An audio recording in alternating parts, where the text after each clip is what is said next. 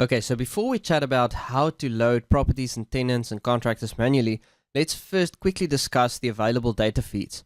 If you are with PayProp, RentalConnect, or rpmsOnline, we can assist you with a daily automatic feed from that system to import most of your basic data. So for PayProp customers, we have a data feed that runs once a day on business days at around 9 a.m. in the morning. And from that feed, we can import properties, landlords, and tenant information of active billing records in PayProp.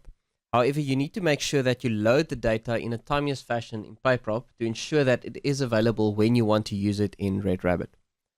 If something is not available yet in RedRabbit and you loaded it, let's say today, and you want to do an inspection later this afternoon, then you will need to create that property manually in RedRabbit and use the exact same name as you did in the PayProp property record. Then when the feed comes the next business day, it shouldn't create a duplicate as it will pick up on the property name. For our RentalConnect customers, we also have an API that runs once a day in the evening, and we also import the property, landlord, and tenant information directly from RentalConnect.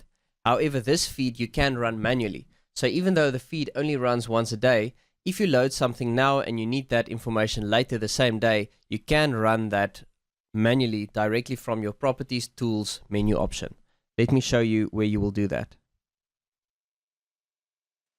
If you're logged into the system and you select the Properties menu option from the Portfolio Data menu dropdown, then you'll see there's a Tools menu option in the top right hand corner of that query.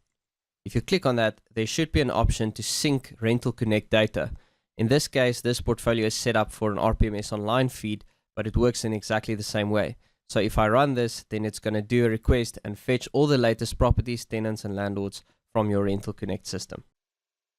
For rpmsOnline customers, the feed that we can set up for you runs once a day at night, and we import the complex property, landlord, tenant, and contractor information directly from your rpmsOnline profile.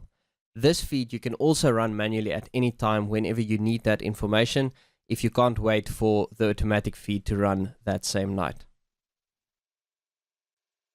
If you don't have any of those three systems, we can still assist you with an initial data import by providing you with a spreadsheet that you can complete, and then we'll be able to import your property, landlord, and tenant information for you upfront. Let's have a look at the spreadsheet that will be provided for you to complete.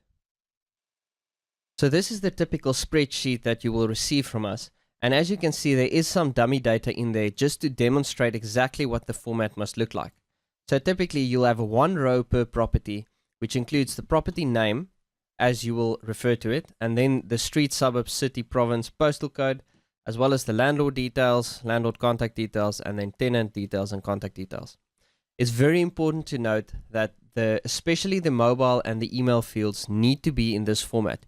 You cannot have more than one email in a column, and you cannot have a mobile number that is not in the 2.7 format. So just make sure you complete it exactly in this format. All the fields are not compulsory. The only one that is compulsory is the property name. So if you can complete this either from an export on your existing system or fill it in the spreadsheet manually and email it to us, then we can assist you to import that initial data into your system.